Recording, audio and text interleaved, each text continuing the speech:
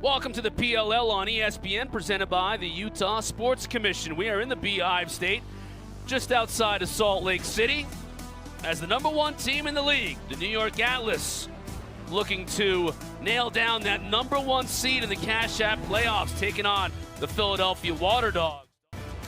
Hi, everybody. Alongside Paul Carcaterra, I'm Chris Cotter. Carc, when you think about this Atlas team, last year they were 2-9, going nowhere, and Coach Pressler has really orchestrated a great turnaround for them. I think from a team perspective, Chris, it's been the story of the 2024 PLL season. Second worst record in the league. Now they're in pole position to be the #1 overall seed. And I think a big reason is Jeff Teat. For my money, he's going to be a runaway MVP in 2024. He leads the league in goals, assists, and points. And I think his biggest jump this season has been owning one-on-one matchups. He's getting to the rack. He's dicing defenders, and it opens up seams for guys like Xander Dixon, and that 1-2 punch is one of the best in the league. Teat is always looking for Dixon inside, but make no mistake about it, Teat creates his own offense. Jeff Teat is our player spotlight, presented by Champion. What moves you? You can look at all these single-season records. They are in Gretzky-esque territory, and he's going to look to add to them big time this afternoon. We mentioned Mike Pressler. He's the one who orchestrated this entire turnaround. He's standing by with Caley, Chelios. Coach, the UVA trio, Schellenberger, Dixon, and Aitken combined for 7 for 17 last weekend, shooting 41%. You're without Schellenberger. How does that impact the offense today? We're really counting on our two newbies here. Logan McGovern to step up on attack, and Peyton Cormier in the midfield. We're bringing them back to the lineup, and it's about how you finish. 10 weeks ago, we had started off with a bang, doubleheader, 2 victories in camp week 1. We're looking for the same kind of result this week. As you continue to try to get this team ready for playoffs, I know there's not a lot at stake in today's game, but what are the keys to having success against this Waterdogs team? It's all about us. Take pride in the game, respect your opponent, respect the process, and we're going to do well today. Thank you, Coach. Good luck. Thank you. Thanks, y'all. Atlas lineup powered by Ticketmaster. You look at their defense, Gavin Adler's second in the league in caused turnovers, and Rexroad and Makar are having banner seasons as well. Miles Jones, 17 points, has been a big boost for this midfield. Doc Aiken, I think, is a top 5 midfielder in the league. At attack, I talked about Jeff Teat and Xander Dixon. Logan McGovern played for Mike Pressler at Bryant University. He's so comfortable with 11 on the field, and he's a two-handed player that can kind of go anywhere in the offensive set. For the Waterdogs, they have 8 losses on the year, but 5 of them have been by 1 goal, so they're in almost every game, and one of the big reasons is Michael Sowers. I mean, statistically, Sowers is having an awesome season. He's 3rd in points, 3rd in assists. He's getting to the rack. He's playing for a 1-8 team, so people are forgetting about how electric this guy is. His feet are elite. He's a type of player that just loves to compete. I feel like today he will put it all on display. He leads the league in doorstep goals as well, so you give him the ball in the front of the cage, it is automatic. Trevor Baptiste, Alex Stathakis, your face-off men as we get set to get underway here. The sun has come out. It was pouring down rain earlier, but it's turned into a beautiful afternoon here in Salt Lake City. First possession to the Waterdogs.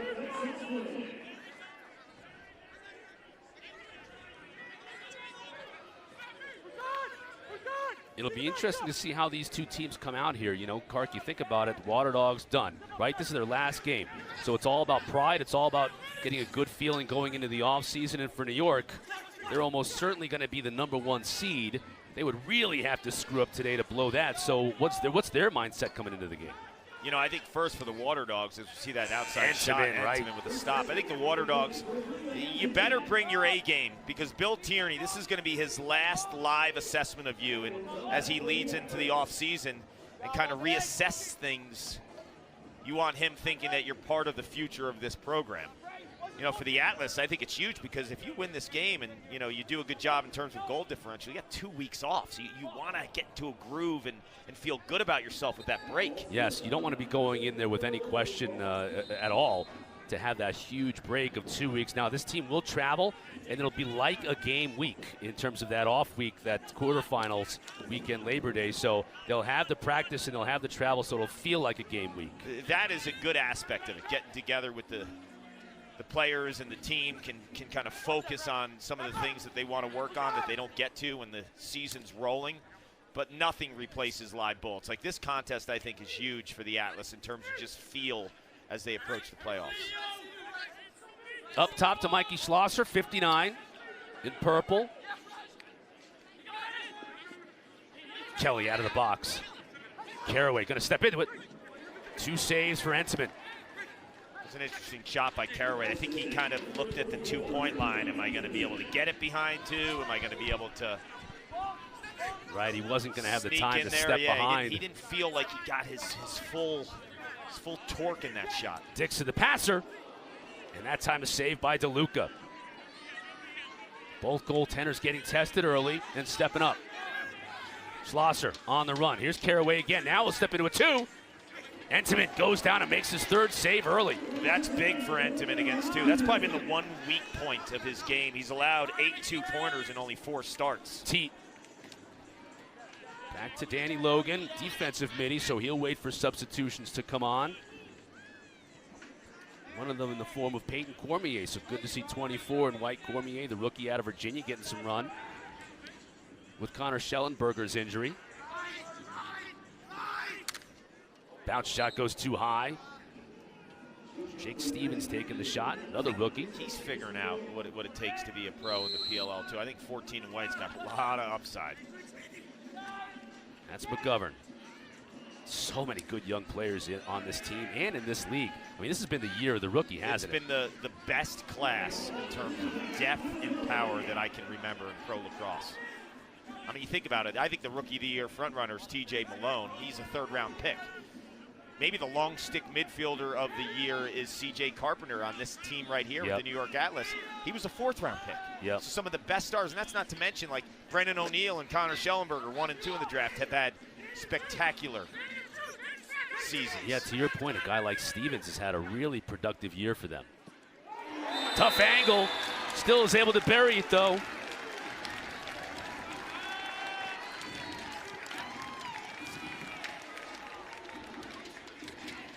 Waterdogs jump out early. Big for the Dogs to be able to find the back of the net and get their shooting strokes intact. 23% on the season. That's last in the league in terms of the rate they hit the back of the net. And this is Kieran McCardle's sweet spot. This is why he was selected to play for Team USA in the 2023 World Championships in San Diego.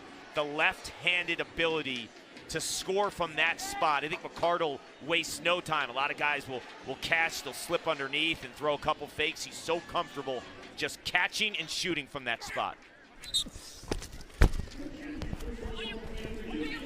Look at this unit too, with Tyler Carpenter on the wing, Baptiste and Dox Aiken. I mean, that is 3 players as they lose this one that are just so adept to making moves at the stripe. McCardle tried for a carbon copy on that shot, wasn't able to get it through the defense though. Stathakis has done well here early against Baptiste. Baptiste still in the game, the back over the shoulder pass. Tried to hit McGovern, now it's loose.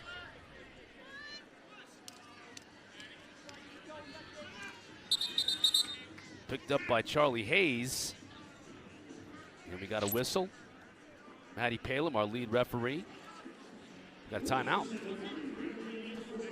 Timeout called by the Waterdogs as soon as they got possession. Is if you win the leverage game at the hips, not at the shoulders. When you watch him guard Asher Nolte, he's not trying to win the matchup physically up top. He's just locking on his hips. And he can withstand the pressure of all that force. Waterdogs struck Gurley on a goal from Kieran McCardle. They've been able to make that 1-goal lead stick. Now it's Schlosser on the run. Uses a pick. Tries to get down the alley, passes it forward, now behind it. This is the matchup right here. This is the one I'm talking about. Sowers quickly. Entenmann closes the door. You know, Sowers does a subtle move there that's so smart. Is right at goal line extending, he changed his speeds. Stick and ball on the ground, picked up by Atlas. Kobe Smith. Ooh, tried to shovel it forward to Teat. He's not going to be able to run it down. A little overzealous on that pass. 5 turnovers here already against New York. And no goals.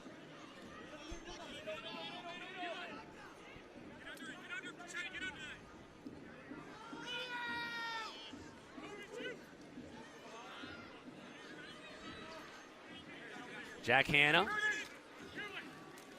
Beats his man, couldn't beat Entenmann, then tried behind the shoulder there, hoping to maybe get a rebound off the back of Entenmann into the cage. Kobe Smith wins the race to the ball to the sideline. That was a shot, so closest to the ball gets possession.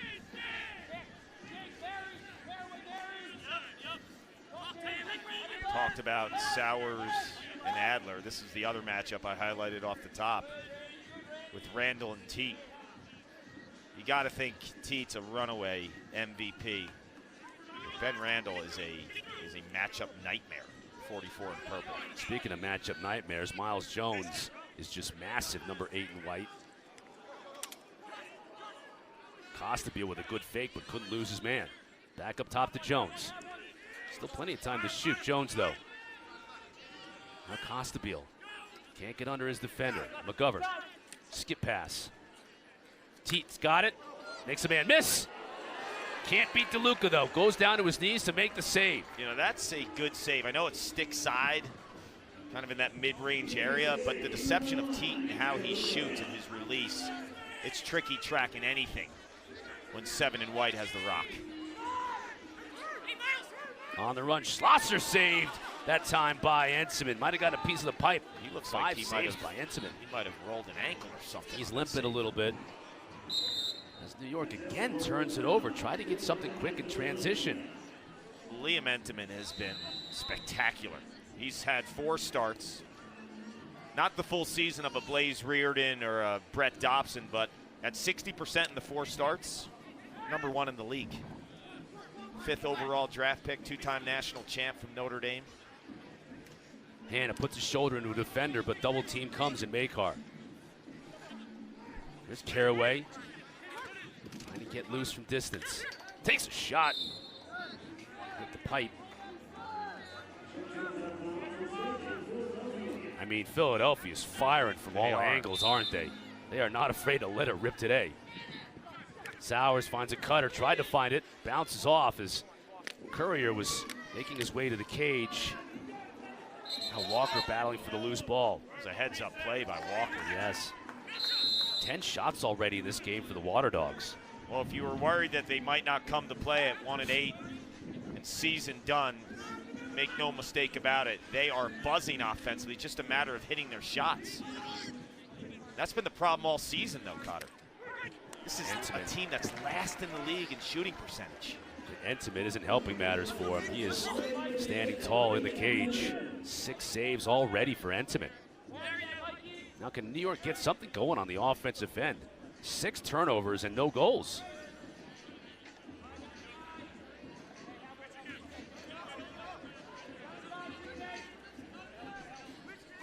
Peyton Cormier now is a feeder to McGovern. Well, there's something new. Yeah. Cormier feeding. That would have been his first assist in like 5 years. Yeah, they never asked him to feed at Virginia.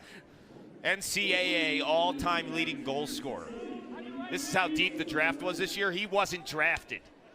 The most prolific scorer in NCAA lacrosse history, not drafted. He played a role, to your point, at Virginia, and now he's trying to find his role at the PLL. It's not the easiest transition, is it? Because it's a different game. And he's playing midfield, too, right now. Yeah, running out of the box. That was a good pass, though. I think McGovern has to catch the ball and kind of assert himself where he is. Good shot. You talk about it all the time, Cart. Changing angles. And Hannah on the run finally found a way to beat Entenmann. This is elite stuff by who I think is one of the top young midfielders in all of lacrosse, and Jack Hannah. He's so two-handed. He can get to the rack, and he's nimble enough to get a shot off like this as he's approaching the crease. He has Entenmann thinking low. Hannah's got other plans. So do the Waterdogs. They're up 2. Waterdogs fans in the house, a lot of Utah fans as well. Don't forget, the Western Conference will be decided in our second game today on ESPN2. Denver and Utah both come in with even 5-4 records. Winner takes it all. Face-off violation goes against Stathicus.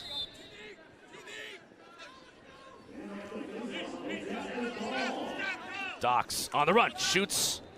Can't get it on cage. Caley, what'd you hear in the the huddle there for the Atlas. Well, Coach Mike Pressler wasn't too pleased. He's trying to get his guys going. He said the only one competing out there right now is number 44 in net. So I think just a little bit of a lack of energy and Trevor Baptiste and him trying to get his guys going right now. I would agree with that in terms of competing. Liam Entenmann, he's been awesome. 6 saves, I believe that's the number on the day. Yes, it is. Rustalin confirms.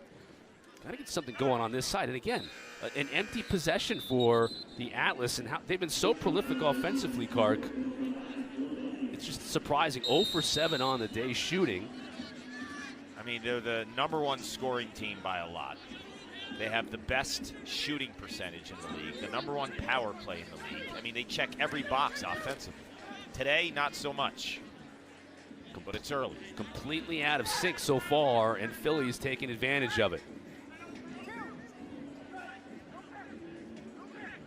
Sowers. Got his defender hung up. Now to McCardle. He's got the short stick matchup, so 6 in purple will be looking to take advantage. Nice pass in front. It's Philadelphia that's been much more efficient offensively in terms of getting good looks so far in this game. I think this is where Jeff Teat just needs to hold on to the ball and start creating. He's such an elite passer, too. A combination of Dixon and Teat. Well, here's Xander Dixon. He shoots it wide. You know, you look at Xander Dixon's season, going to the goal is not something that we're accustomed to. Out of his 23 goals, 22 are assisted. So he needs to get the ball from someone, and that's where I bring in Jeff Teat. But New York is 0 for 8 shooting the ball. 7 turnovers, too. Talk about sloppy play. Got a flag on the play, and Matty Palem doesn't want to hear any of it from the Waterdogs. Let's see what the call is. Waterdogs penalty number 10, 30-second technical, offsides. It's Jake Richard. He's got a pole today, too. Jake Richards played primarily short stick defensive midfield because they're a little nicked up there. Yeah, got some injuries. Yep. Only had 4 poles. Excuse me, Paul. Yeah, I talked to Coach Tierney before the game. He told me Jake Richard would have a pole. It's not something that we're accustomed to seeing. This is the #1 power play team in the league. Clip him in at 47%. That's why. Beautiful passing in Cormier. Now that's more like it from Cormier. That's how he scored so many goals at Virginia. The ball doesn't need to stay in his stick for long, Chris. Peyton Cormier has made a living off of timing cuts and shooting with low angle. It's a beautiful pass by Stevens. And Stevens, we've seen him score a bunch of goals, getting to the rack with the right hand, behind the cage as a passer there, with no Connor Schellenberger playing a little bit of that role on the power play along with Jeff Teat as the distributors. And Peyton Cormier, you look at the movement. I like the way that he made that cut, too, because it looked like he turned his back on the defense. They thought he was going one way, and then boom. First career PLL goal in just his 2nd game of the season for the Rook. And now Baptiste wins possession. And this is something Bill Tierney's going to have to get used to today. He was fortunate enough to coach Trevor Baptiste for 4 years at Denver, where they won a championship together in 2015. But today he's got to deal with Baptiste, who would just put up runaway numbers. And his face-off man is also somebody who played for him at Denver, Stathakis. Hensman goes out to pick up that loose change. Ow. Randall is just peppering him. Yeah, he's laying wood on Entenmann's elbows. And Entenmann will run out the clock for this first quarter. He needs to figure things out. Down by 1. PLL on ESPN is presented by the Utah Sports Commission as we start 2nd quarter. 2-1, Philadelphia with the lead over the Atlas. New York managing just that 1 power play goal, Kark. So offensively, a surprise that they've come out so flat today. Yeah, this is a team that leads the league in scoring, assists, shooting percentage. Walker steps upfield to get a better angle. That's the right move. That's the move Walker wants to make, but he's got to bury that.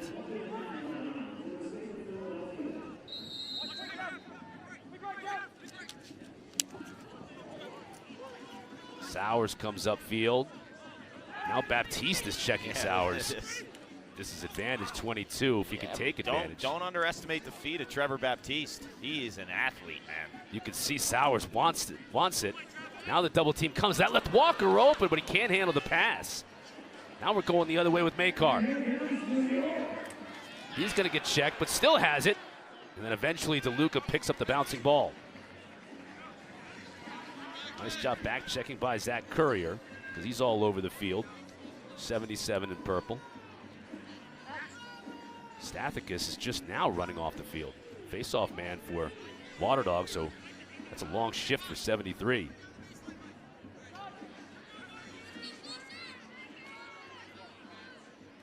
Slosher out of the box.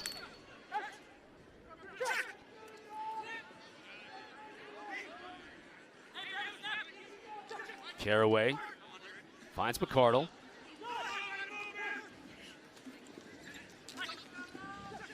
Beautiful cut by Schlosser, and it's just too high. What a pass, though. I thought that was an exceptional pass by Kieran McCardle.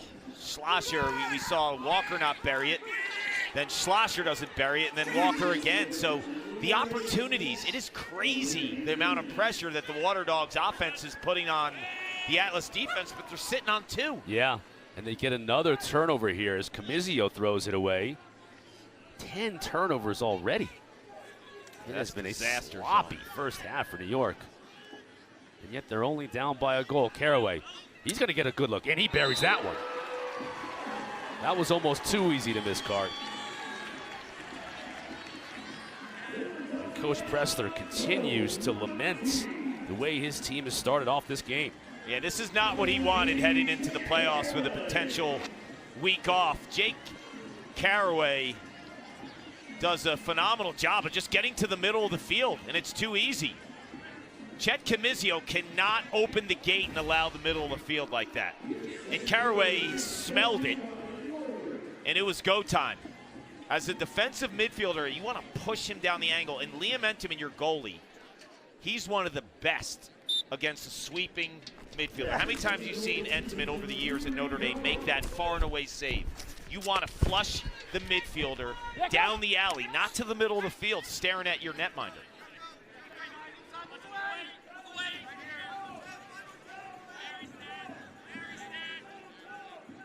Cormier, the goal scorer. Check that, that's Stevens. Now gets it to Costabile coming out of the box. Tried to feed it in front, and yet another turnover. Sabia picks this one up. It's 11 turnovers at the start of the second quarter. They look flat. Look at this. Courier can step into this two-point shot. Entenmann goes down and makes the save. Now an opportunity to break for Carpenter and company. McGovern to Dixon. Finds a cutter. Comizio can't beat DeLuca, though.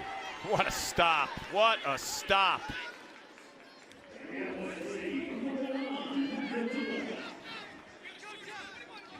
Three saves for DeLuca. Possession, though, stays with New York. McGovern goes down to a knee, but gets back up.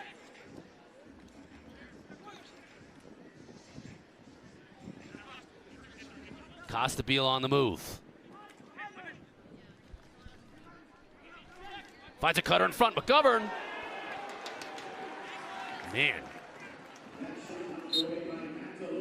DeLuca is sharp as well. Both these goalies look great today.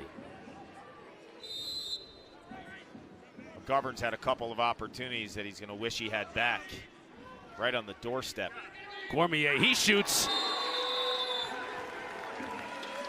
What did you tell me yesterday during the game? When a Canadian has an open lane to the goal. Count it.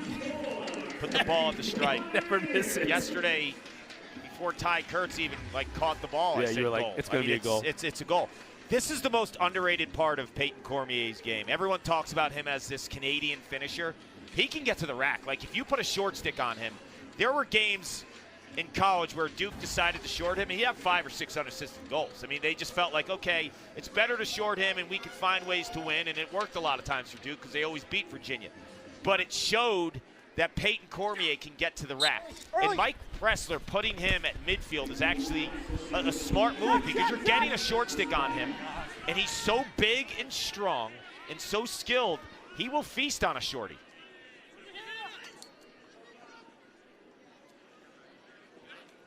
Entenmann. Boy, he is keeping New York in this game early. A long outlet pass. Picked off, though, and it's going to be another chance for Philadelphia. He's making all kinds of saves, but his team is turning the ball over, and he's not helping either with that long pass to nobody.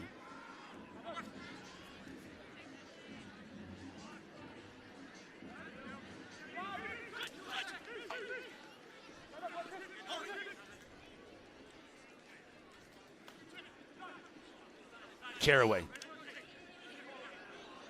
Bad pass to Walker. Will he be able to track it down? He will not. That's a turnover for Philadelphia. You know, it's just interesting as we touched on Cormier now with the 2 goals. He's going to give Mike Pressler something to think about with that off week. Like, Peyton Cormier might have to stay in the lineup. He's only played in a couple games this season. But if he keeps on performing at this level, I mean, how do you sit him? Because he's such a unique talent. His big body, can attack a shorty, finishes everything. There'll be a lot to contemplate because they're going to get 2 weeks off. Miles Jones with the shot wide. They're going to get 2 weeks off, so it's 3 weeks between today and the next time they have to play. You know what's crazy? Jeff Teague's sitting on 0-0 with 1 shot. Here he is. That might change right here. Double team, though, beautifully timed by Witcher. Picked up by Miles Jones. Now a defender loses a stick. That shot had a lot of gas on it from Costabile.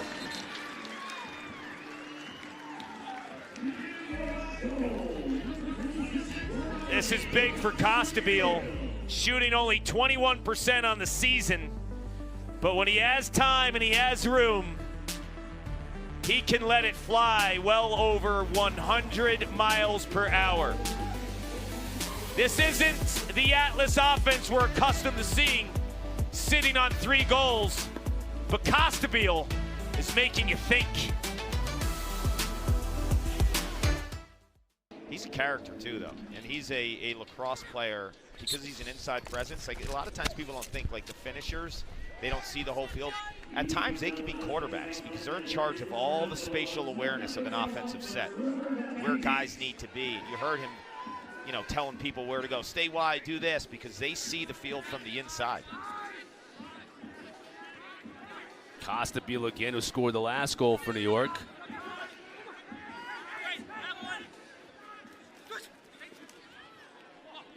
Stevens can't handle that pass, another turnover. 13 turnovers for New York. Caley, what's going on? Waterdogs have high praise for their defensive effort. Just like that last play, Zach DeLuca said that he really likes the way they're making him make 7 to 8 passes before they try to get a shot off. So they're holding him at 3, and Matt was very encouraging in that last huddle. The only criticism Coach T gave was slide a little bit sooner on those one-on-one matchups like Costabile's last goal. Thank you, Caley. Appreciate it. Here's Costabile here. Xander, far side. Shot score. He's showing the entire repertoire today, Cart. This is a gasser. We've seen inside, we've seen dodging, and we've seen outside by Peyton Cormier, who's got a hat trick.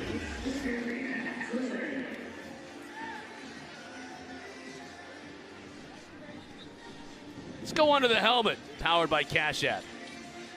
Xander, it's Kark in the booth. How would you assess Peyton Cormier's game thus far?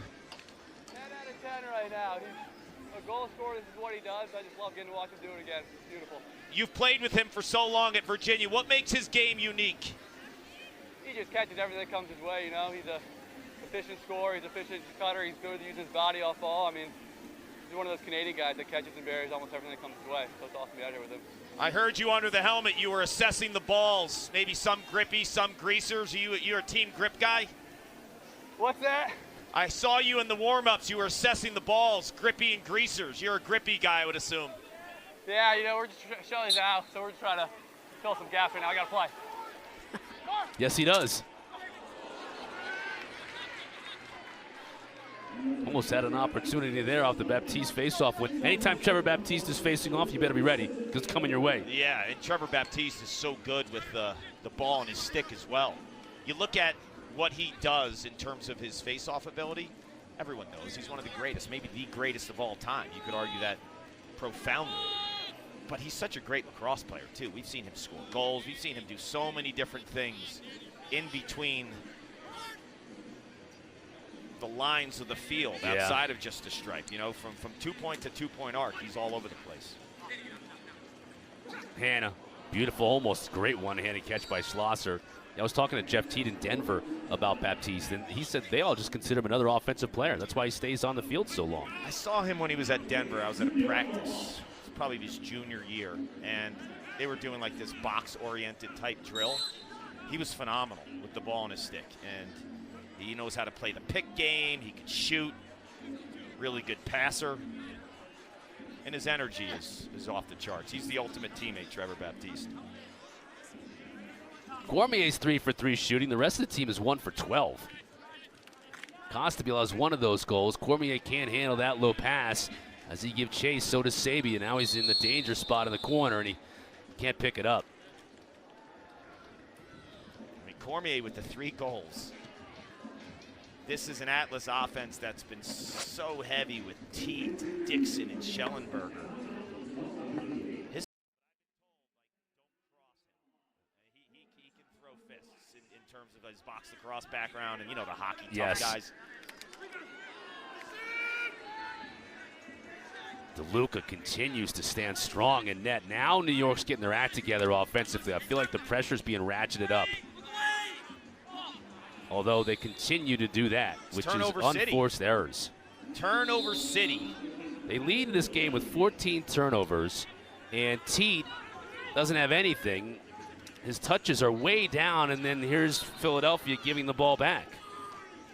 Teet's got 12 touches on the day, nary a point. You know what's interesting, though? Like, you don't see him testing Ben Randall in that matchup, though. He's getting his touches in ball rotation, but there's no Jeff Teet being assertive in testing that one-on-one matchup. That's where I said in the open where he's been so good in 2024 is owning one-on-one matchups. Here he is. Like, is he going to go to the rack today?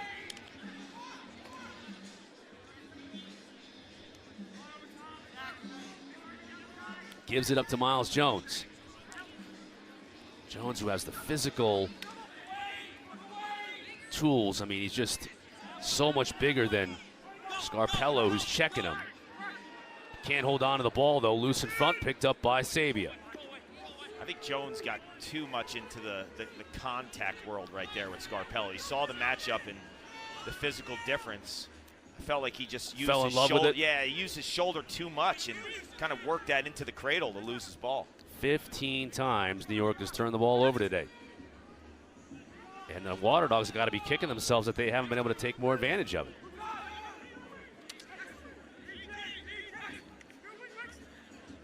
Kelly up top. Shot is too high. May have been altered that time. It looked like Peyton Rozanka may have gotten a piece of it. Sowers will put it back in play. Still 20 seconds to shoot. Sowers wants a pick. Kelly finds Walker inside. No way he's going to miss that one. And Ensman with very little chance. This is good patience.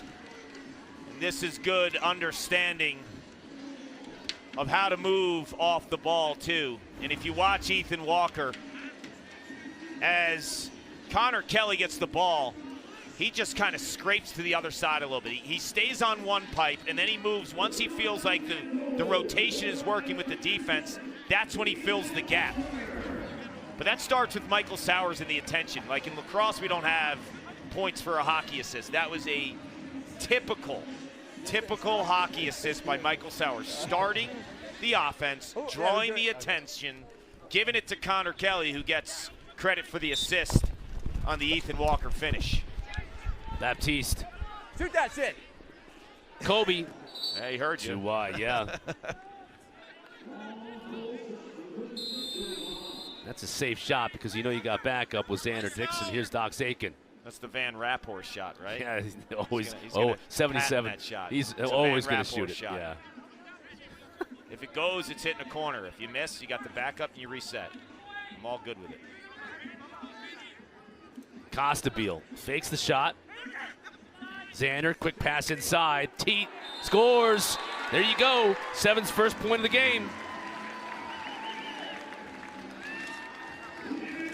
And you know what's interesting about this one, Cotter? If someone was to tell you Teat and Dixon were going to connect for a goal, who would be the goal scorer? Yeah, Dixon. Dixon. Who would be the feeder? Teat would find Dixon inside. Flip the script. Just shows you the overall offensive skill of 10 in white and 7 in white. And Teat sneaks that by DeLuca. I think DeLuca gets a piece. Look at that. He gets a piece originally. I think it hits off the back of his foot. I agree with you. There's a shot chart for Jeff Teat entering week 11. 71 shots, 25 goals. He's been super, super efficient on the left side as a Dodger, but as a cutter, you saw it in that goal too. He scores a lot on that side of the field because he's cutting with his left hand, his natural left hand. So when he's cutting, he's scoring on that side. When he's dodging, he's scoring on the other. Baptiste tried to quickly get it to Teat. It's picked off by Randall. There's Stathakis.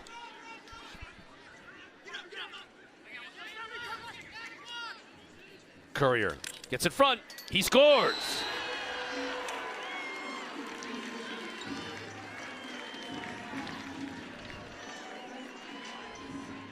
Mr. Do It Everything.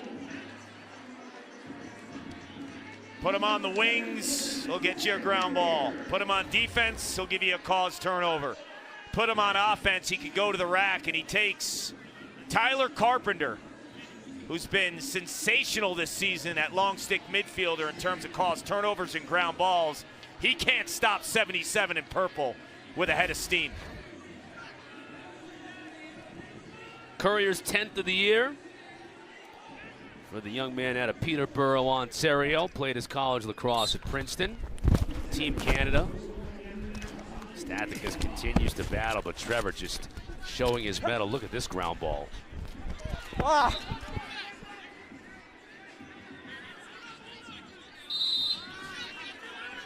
Possession to Atlas. Jones on the run, shoots. Luca makes the save as the final horn sounds to end an entertaining first half of lacrosse. We're all knotted up at 5 apiece. We're giving them the ball. Yeah, great fan support here, even for the Waterdogs. Great to see a Philly fan. Like, yeah. Well, I'm just saying, if we're going tit, it's going to be unfair to one of us. You know what I'm saying? That's all I'm saying. That's all I'm saying. That's all he's saying. Yeah, Stathakis is probably like, I need every advantage I can get here. Exactly. Although he's done pretty well. He's handled himself well against his fellow Pioneer in Trevor Baptiste. Reese, he is not afraid to absolutely let that one fly. He's got 4 2-pointers on the season. 17 in purple's a threat from that spot. Stays with the Waterdogs here to start the second half. Courier. He had Baptiste defending him. Walker makes the save made by Ensign. We'll get a whistle here and a flag. There's a lot to that save, and I'll get to it after this call. Gonna get an interference call. Atlas penalty number 33, 30-second technical, interference. He's got interference in the Atlas. This is a phenomenal stop by Entman. A lot of times when you have an attackman or a midfielder shooting, you're thinking they're going to the off pipe. So Entman uses his body to kind of hedge a little bit to protect the offside, but against the grain, he makes that stop.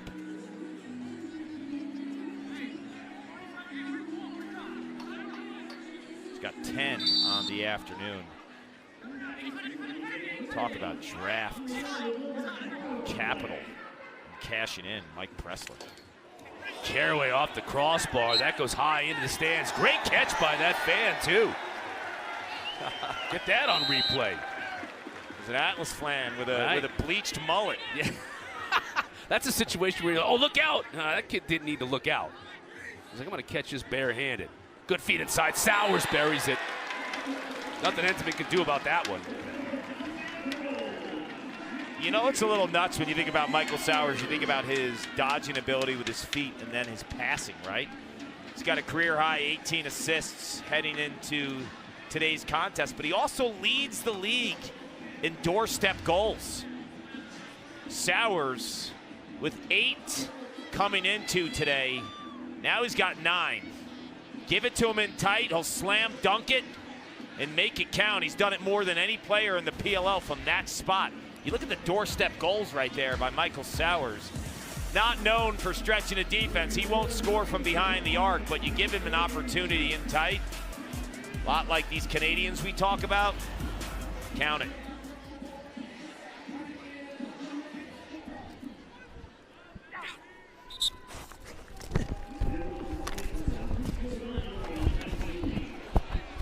Courier goes down to the ground and still picks up the ground ball. That's a great effort by 77. And you could hear how physical these two face-off men are. Sowers takes the shot, bounces it wide, but we got him mic'd up at the dot. Yeah, that's great audio when you hear the guys battling at the It sounds like NFL films when they had the linemen. Yeah, the linemen. Yeah, that's a good over-exaggerated. Yep.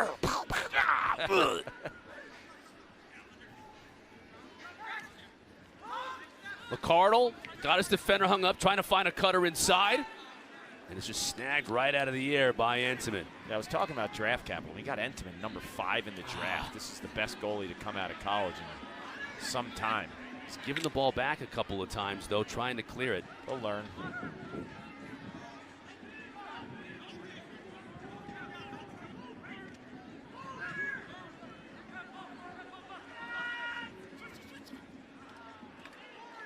McCardle inside. Entenmann makes the save. What a stop.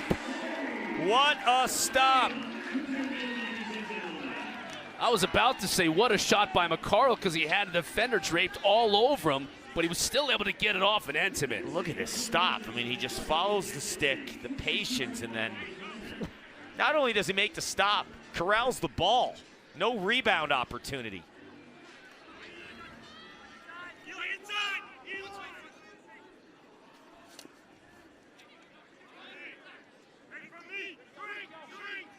Docs.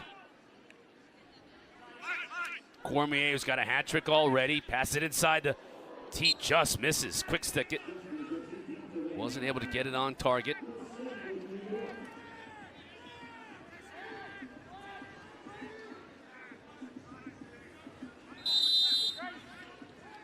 Teed wants a Docs they can pick. Gets it back to 6 and White. Rolls on his defender and scores.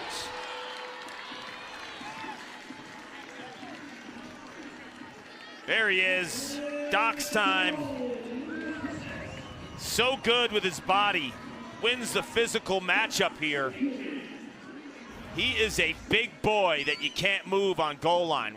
Watch this right here. Just gets into the body of Charlie Hayes, who is one tough customer. But just too much Doc's Aiken in the timing of the roll too. So he uses his shoulder and kind of catapults into the roll there.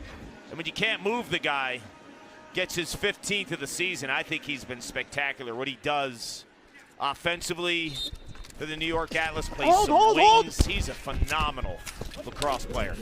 Was an all-star this year. I think he's a top 5 midi in the league this season. Stevens, that's Teet. Look at that pass.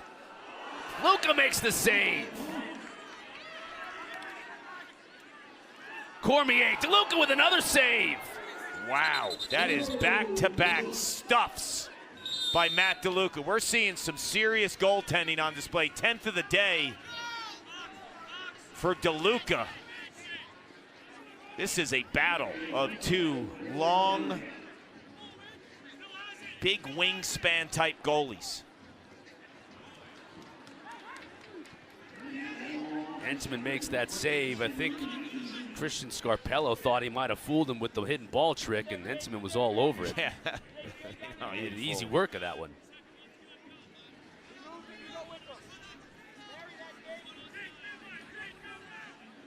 Jones is going to want to hit him with the freight train. Instead, he tried to feed Cormier inside, and Cormier couldn't handle it. Randall comes out of there with it. Here comes Sabia. Quickly ahead to Hayes. Now behind the cage. Here's Sowers. Sowers versus Adler. Watch how he'll change speeds. If he sticks with this dodge, he's going to move it now. But watch when he's on Adler. He'll change his speeds. He'll have hesitations into quick spurts and sprints. And Adler's able to match feet. Wow. Another great shot by Hanna. Bonkers, Cotter. Jack Hanna's had 2 goals today with elite deception. Liam Entenmann saying, yeah, you fooled me once. Well, you fooled me twice. Jack Hanna has 2 incredible goals. A fake BTB pass into a twister. Get it, Jack. 6:53 left in this third quarter, 7-6. The Waterdogs surprising the Atlas here in Utah. Feeling like you're moving in the right direction heading into the second season, the postseason. I'll tell you one thing that you have going for you if you're Mike Pressler. It's Peyton Cormier, rookie. Box out there. Liam Entenmann, rookie. These guys have figured it out. Entenmann now in his 5th start. Hold! Peyton Cormier. Yeah. As Baptiste asks for a hold, he's got it. The 2 wings on that face-off, rookies, Stevens, Carpenter. I mean, this is a team that had an incredible season, but they're so young. You got one, Look at their defense. 2 starters, Makar and Adler, second-year guys. Here's Stevens. He'll shoot wide. They could keep this team together. I mean, this team's built for a 5-year run. Drafted brilliantly when you think about. They've had a lot of capital, too. Schellenberger, Entenmann, Stevens, and Carpenter. Those are their 4 draft picks. Well, they traded Chris Gray for the 5th pick to the Redwoods. In exchange, they got a goalie that could be their goalie for 10 years. I mean, that trade did not turn out as a positive for the Redwoods. And it's no disrespect to Gray. I think he's a phenomenal player. It's just... Speaking of phenomenal players, but DeLuca. Holy smokes. And I'll put a bow on that thought. Gray's a very skilled offensive player, but goalies like Liam Entenmann don't grow on trees.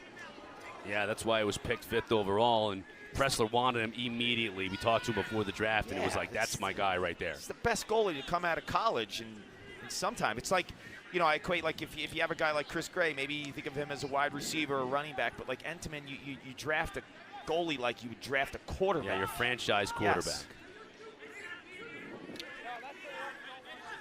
Hanna's played great. That one deflected. It'll stay with Waterdogs. Sowers might have lost it in the sun there. Yeah, but both these goaltenders, Entenmann and DeLuca on the other side, have been fantastic. That's what you were talking about with the change of speed. Tries to get it to Walker and does, but Walker can't get anything on the shot. And it's interesting, the sun is on the other side of these players, but you're seeing some players lose it a little bit, I think, today. The glare on the field, I think, has something to do with it. That one beats Entenmann. I'm not sure the glare had anything to do with that. I think that's a lot more Kieran McArdle. Yep, whoop, there it is. The whoop is Kieran McArdle. There it is. He hits the back of the net. What did I tell you earlier about that spot for him? That's his spot. That is his spot. You saw it earlier in the first quarter from virtually the same exact spot on the field.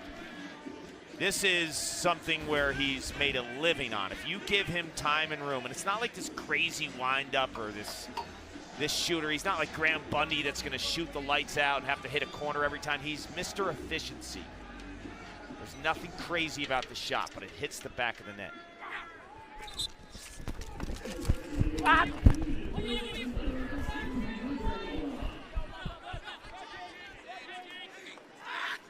12-17, Baptiste leads in the face-off department. Cormier shoveled it. Good look inside. Eventually got back to Dixon. And now on the ground, picked up by the Waterdogs. Tyler Carpenter with a good check there. Sabia got it back. Entenmann with the save. And comes out of there with it. The athleticism to get it on the other end. Teeter, behind the back pass, Cormier, stoned by DeLuca. This is incredible goaltending. Both over 60% on the afternoon, but making some insane stops. End-to-end action, only halted by two goalies who are saying, not on my dime. DeLuca's at 65% on the day against the #1 offense, #1 shooting offense, #1 in just about every category. Out of the box, Caraway finds the back of the net. Tell you what, I'm impressed with Caraway and how he's straight line dodging. We saw him in the second quarter get to the middle of the field on the defense when Carpenter opened the gate. This time he flies out of the box. Look how straight line he is here, Cotter. You know, he doesn't go to the left hand, because if he goes to the left hand, he's dealing with the pressure of Makar, who's the slide guy. He stays to his right. He knows he needs to get it off ASAP or he's going to lose his angle. It's the timing and it's the straight line dodging by Caraway. And just like that, Carc, it's a 3-point lead here for Philadelphia. They're on that 3-0 run. You heard Bill Tierney at halftime tell Caley, a lot of people thought we'd come here and lie dead. Not happening. Push in, push in, push in, push in, push in, push in. Yeah, there you go. More. He's talking to his wings now. Push in, push in, more.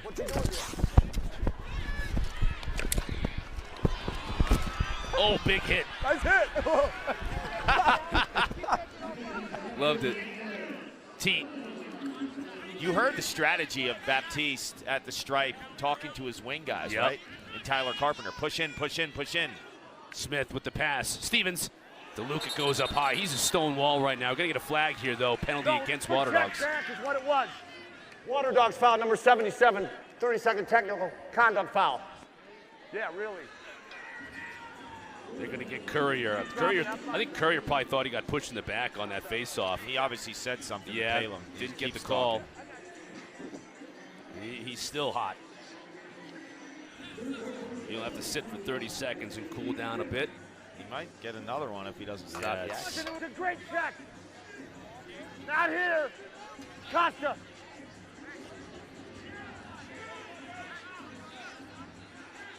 Costa, pick it up. What's going on down there, Caley?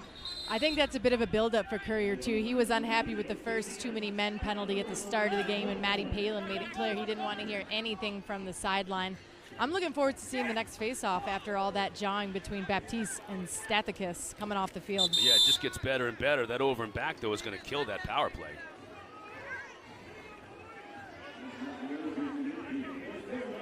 Hayes will put it in play, but they only have to kill off 12 seconds.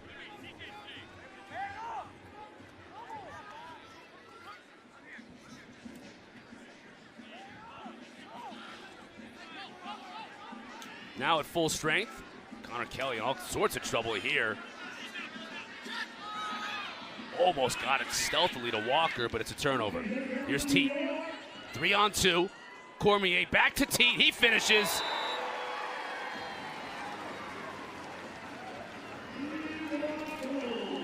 That's beautiful, unselfish lacrosse by two Canadians in sync. Jeff Teat and Peyton Cormier speaking the same language. It's all about the back of the net. Who's got a better look? Great transition. Teat spots Cormier. Cormier knows that Teat's going to continue. That is exceptional off-ball play by Jeff Teat to give the ball to Cormier, and it's just a patented give and go like in any sport, right? You're either going to pass the ball and have your feet in cement and be out of the play, or pass and keep your feet moving, and Teat gets rewarded.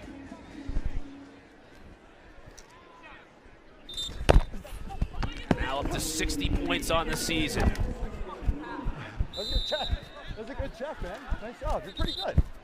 You're pretty good. You're doing well, man. Keep working. Wow. Keep working, Seth. Every single one, man. Wow. Love the John. Yeah, they're getting after it a little bit. Stathakis and Baptiste. And those are two guys who played for Bill Tierney. They never overlapped at Denver. But you'd think that they probably have a lot of history together in terms of being face-off guys. Trevor lives in Denver, but the heat of the battle. And Stathakis knows he's going against the best in the world, so he's up for the task. But it seems like he's not backing down No, from the jawing. He's going to let Baptiste know about it. Although Baptiste has won the battle, 14 numbers to don't 5. lie. The numbers don't lie. Sowers cut off, but he finds the cutter in the middle, and it's Hanna, and his big day continues.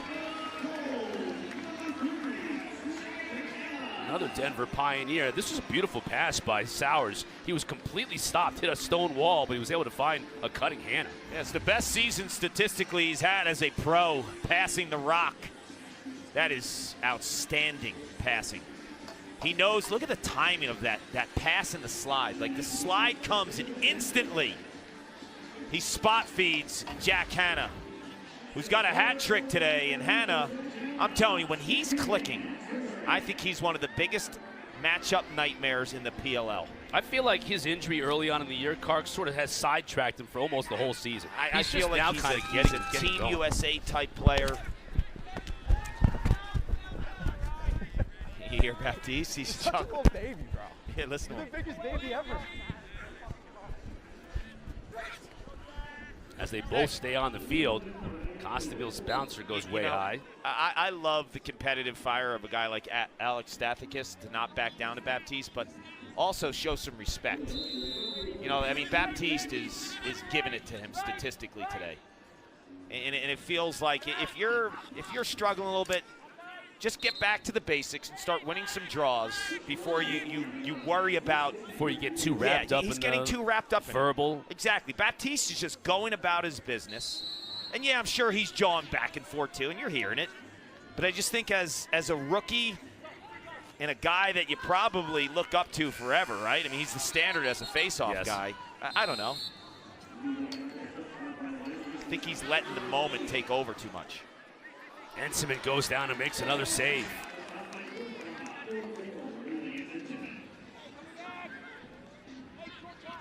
That's 13 now for Enseman. Hard to even keep track with both these goalies the way they're playing today. Dox tried to split dodge. Lost it initially, but his teammate picked it up. Stevens inside finds Cormier. Automatic. That's 4. Think he's going to be in the lineup next time? Visions of him at Virginia. He had so many goals doing that exact same thing right in front. And then think about when Schellenberger gets back, who's he going to be looking for? His former this teammate. Guy. And you have options, too. You can play him at attack or midfield. If Schellenberger comes back, you can play him at midfield. You could still do some work off ball. And Stevens now has a couple of assists. One from behind the cage, one up top. I love his ability to flex all over the field. Both of these guys. Stevens as a passer and Cormier as a goal scorer, doing it in every possible way. Let's lay out and listen to this. Actually, Stathakis isn't in right now. Baptiste is going against Curry. You're not going to hear much. Baptiste made quick work of Courier, even though Courier can face off. Not when it comes to going against Baptiste. DeLuca.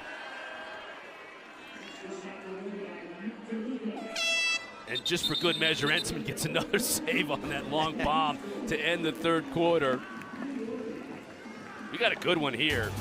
New York is being tested right to the final whistle. Philadelphia's come to play. The #1 team in the league, the Atlas, getting big-time contributions from players like Doc Sakin, but Kieran McCardle, the veteran, not going away quietly. Big fourth quarter on deck. Philly leads by 2. PLL on ESPN, presented by the Utah Sports Commission. We head to the fourth. Sowers and the Waterdogs up 2 in a surprise first game of our doubleheader today. Don't forget, we'll find out how the West was won in the second game, Denver and Utah for the Western Conference title. We got a fourth quarter to get to here, though. A little quick on the whistle with Stathakis. And Paulie, the shrug of the shoulders, maybe Baptiste getting into his head a little bit. Yeah, Baptiste knows what he's doing. Man, this isn't his first rodeo. Come on.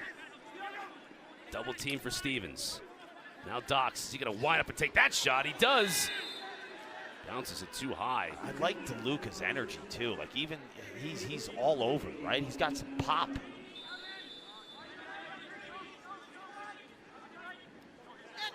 Now Stevens tried to get it back to Teat, does.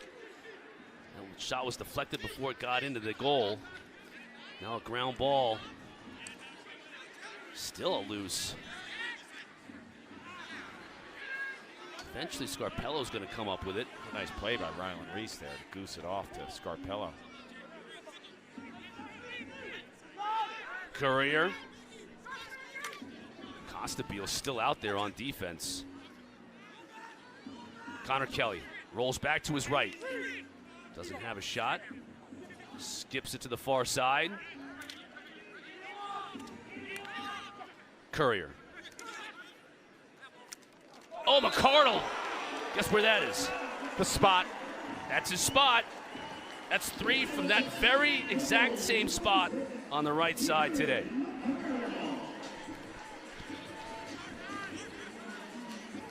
Certain players, you think of their signature moves, right? Sometimes you think of their signature spots, and that's Kieran McCardle's. The left wing shoots it off his back foot, too. That just tells you how comfortable he is and how many times he's repped this spot. Because he doesn't do your traditional plant your feet, step into it, get your hips rotated. I mean, he caught that, and instead of catching and winding up and getting the proper technique, he wastes no time. He catches the ball, and in one motion, it's catch, hips are already open, and then flicks it. And you only do that, Cotter, is when you're not even thinking. It's all instincts, and your instincts kick in when you're in a comfortable spot. Dialed in. Cormier to Stevens. I mean, just forget about it with DeLuca. He is crazy right now. He's got to make a tough save there, and there's no chance with Teat on the doorstep. Picked up the loose change and buried it. It's going to take these kind of shots to beat Matt DeLuca today. He's looking at the board right now to see the replay. He's got 15 saves. He makes a good one. And then it's just unfortunate. Look at that, was goosed up by his teammate. Right Remember last night? Stick. Remember last night we saw Epple kind of throw the ball to the middle? That's kind of like the same type of a play where when you goose it to the middle, that's not the place to do it. That's a scoring opportunity right away. Right into his stick? Yes, 62 and counting. PLL record. That was at 44 he had the record, or he tied the record at 44. He's blitzing it now. Reclap, reclap. Oh. One. Trevor lost his stick, so he's going to have to run off.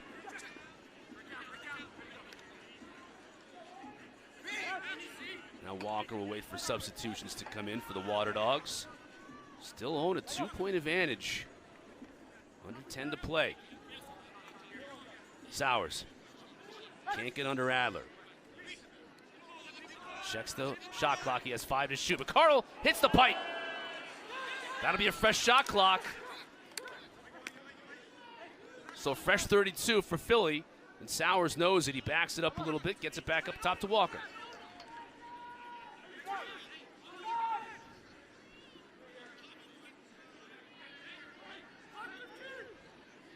Here's Carraway. He inverts with 10 seconds to shoot.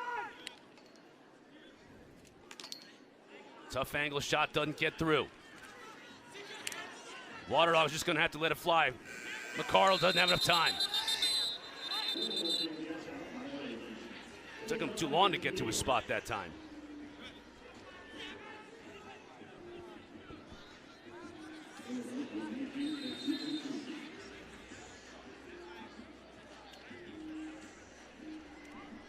Caley, what's going on down there? Courier just came off the sideline and immediately hunched over. He's been getting sick on the sideline the last minute or so, so I don't expect him to come in the immediate foreseeable future. Okay, we'll keep an eye on that. It's a very important player on every single part of this field for the Waterdogs. Now we're going to get a call. Could get a slash here against Philly. Teat knows he's got a free possession. That's laying the wood. Costabile switches to his left and scores on the run.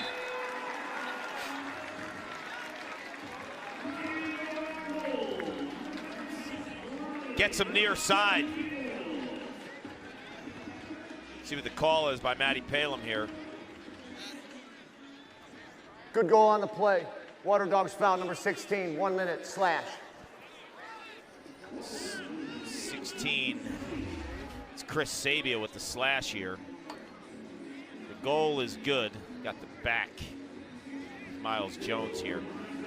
This shot right here, a lot of times when you're sweeping down the alley here, you're going to the opposite corner, right?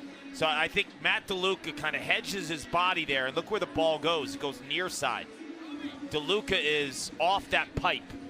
Costabile recognized it, so he beats him near side as opposed to yanking it and following through to the opposite corner.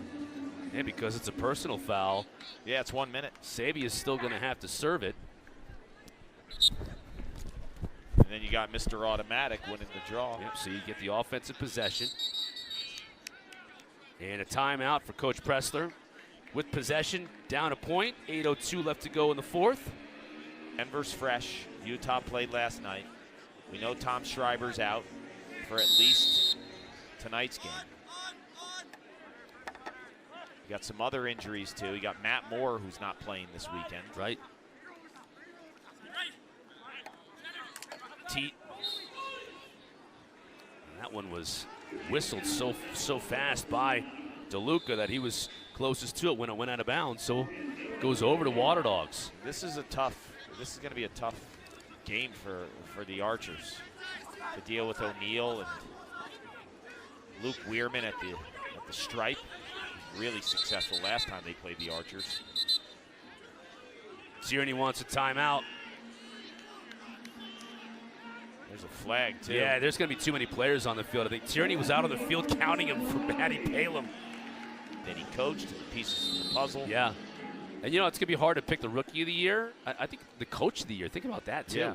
I think the Rookie of the Year is T.J. Malone. You think it's done? This game's not done, I'll tell you Philly that much. on the power play. Sowers.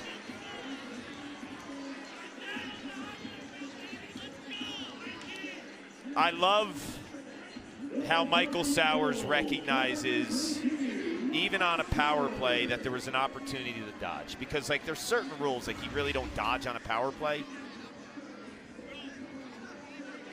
But right now, he just goes to the rack.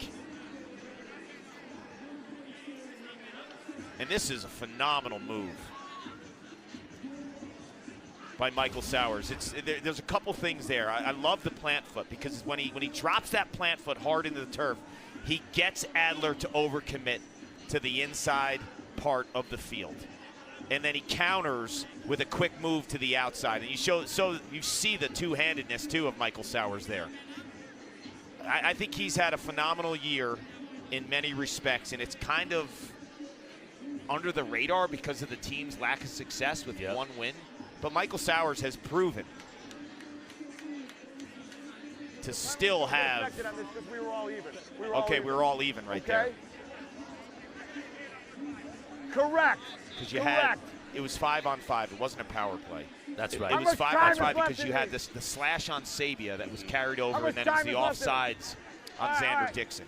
That's why when he went to the goal, I was like, on a power play, I don't get it. You're right. 5-on-5. It's 5-on-5. So now it's, as I'm counting, just to make sure.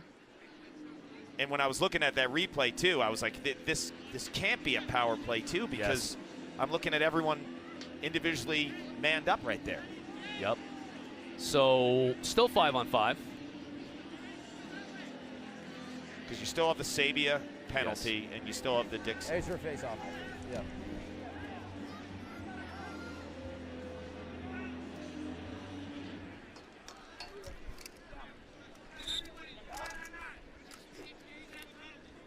Stalemate.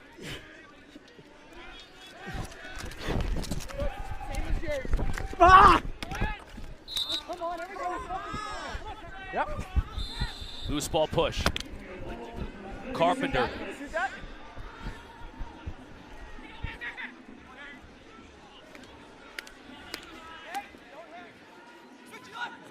Here's McGovern on his horse.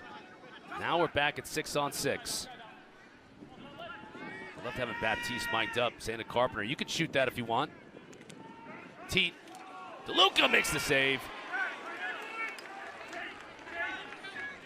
16 saves, preserving this advantage, as slight as it is for Philadelphia here in the fourth.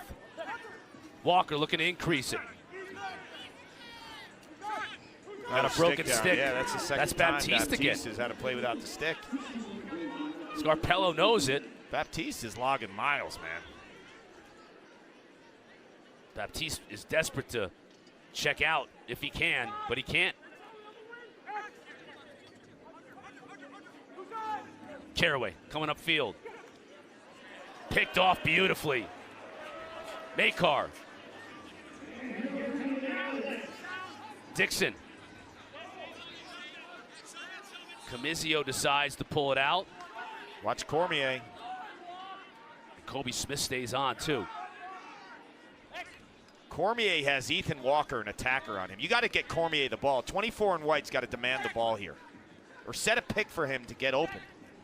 Instead, it's the far side, finds a cutting Xander Dixon. He buries it anyway.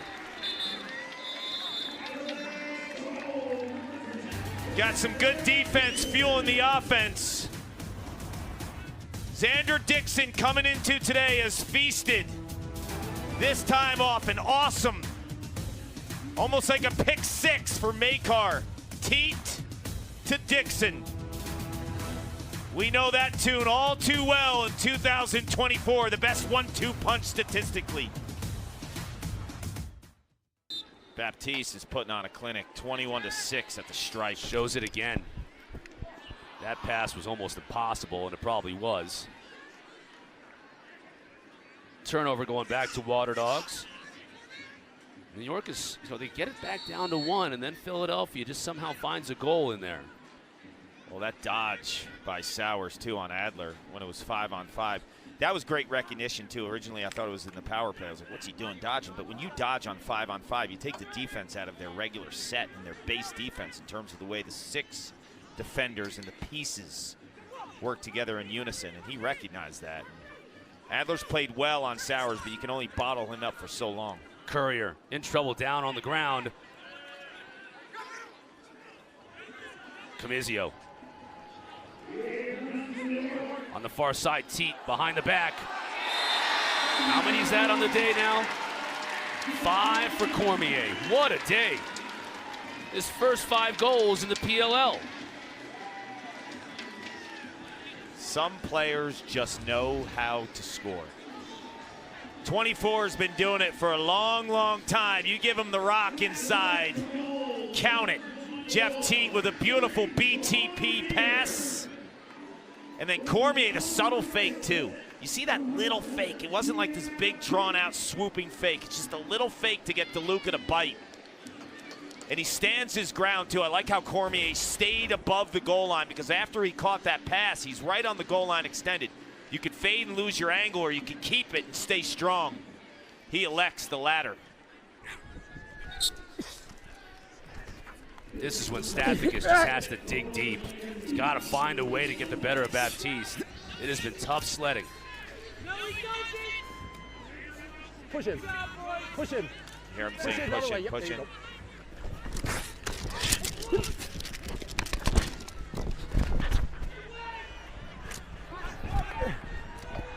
Hayes comes out of the scrum. Now he's got a free ride to the goal. Shoots it too high.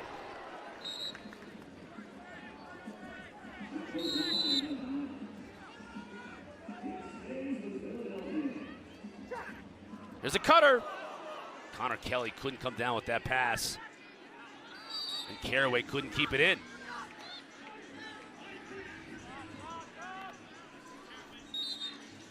New York can find a way to win this game. Their 8 wins would be the most in the season for the PLL.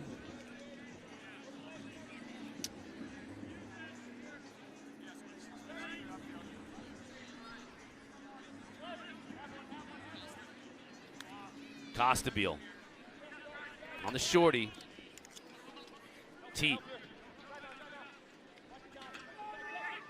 That's Doc Aiken, puts it on the carpet. Randall. He's got it. He shoots and scores!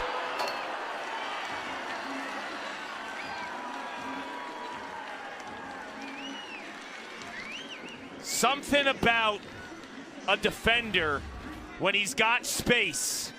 It's like a freight train moving downhill. You know he's not passing this one just by his body language. There's too much momentum going down the field right there with Ben Randall. And a textbook overhand bouncer to the top shelf to boot. 44's been locking it down defensively this season. Well, he might get the goal that determines this one.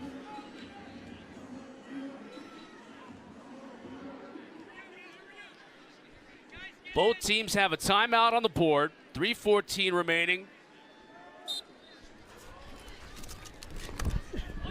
Baptiste wins it. Oh my God! And loses it though. He's upset with himself. Yeah. That's 2 face-offs in a row now. Possession has gone to Philadelphia. Yeah, that's one that's going to drive him nuts though, because he won it cleanly. It was the exchange after the win.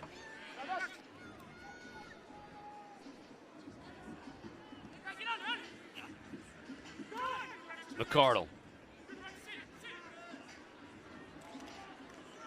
goes back to his left, tries to feed it inside to a cutting Walker, and it was just too high. Walker was defended well on the play. I don't love that offense early in a shot clock scenario, right? Not to move the ball around, get the touches. Especially with the lead here Yeah, late. make sure Sowers gets a touch behind the goal. Seemed rushed. So much time on the clock.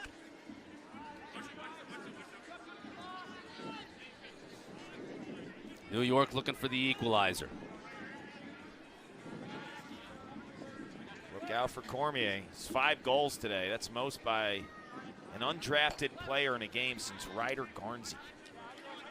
Back in the day in 2019. Teat, Jones. Double team comes. Tries to skip it.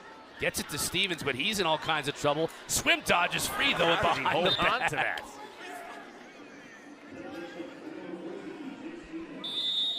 You only got 4 on the clock. You have to roll this one out. Yep, Jones is going to have to go to the corner. So 1:34 remaining. Charlie Hayes in the middle of the field here. Watch out here. You saw it with Costabile. That was a horrible decision by DeLuca, who's been fantastic all afternoon. Just such a good game, but a basic exchange. I said you have Charlie Hayes in the middle of the short stick. He passes it to a covered pole. Cormier lost it. Now it's a big battle for this ground ball. This is a huge ground ball. Picked up by Dixon. Got a timeout, and they use it.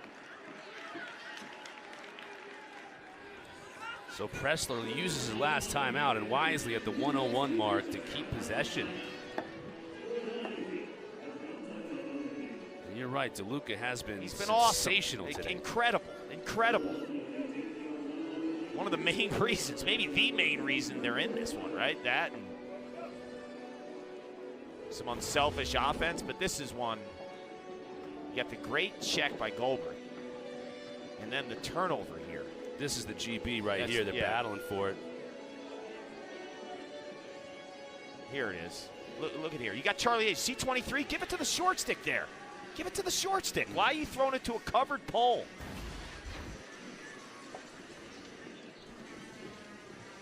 One of the few mistakes on the day for Matt DeLuca.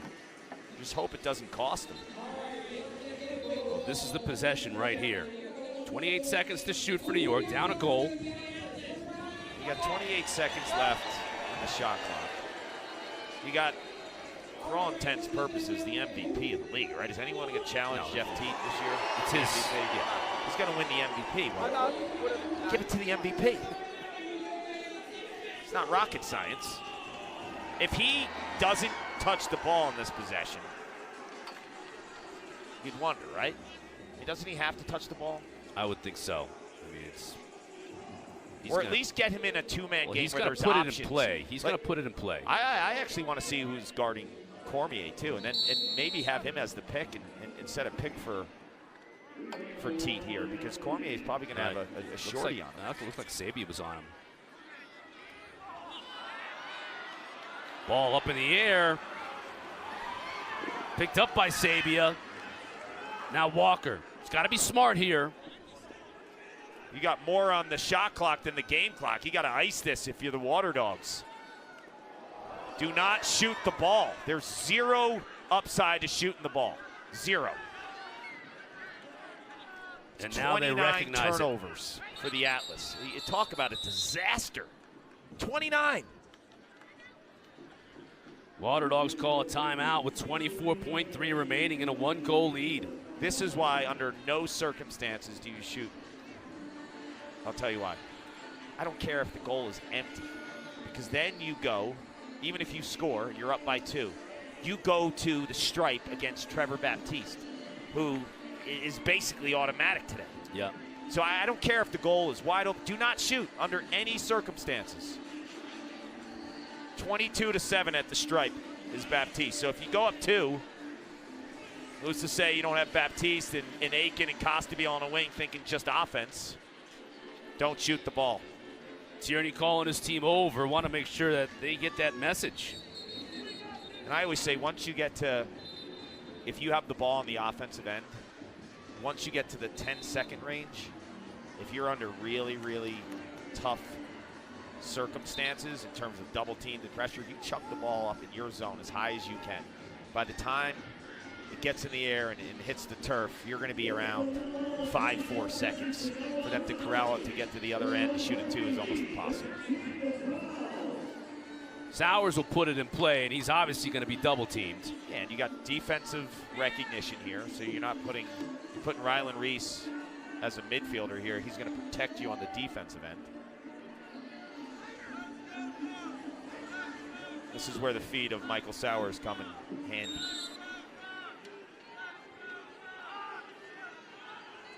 Needs help.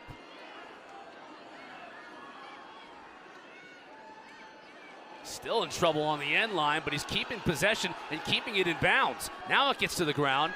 Chuck downfield. 6 seconds. T's trying to pick it up. And the horn sounds. Big win for Michael Sowers and the Waterdogs to finish their season. For Paul Carcaterra, Caley, Chelios, and our entire crew, I'm Chris Cotter. Thanks for watching the PLL on ESPN. We'll see you at the top of the hour for the Western Conference Showdown.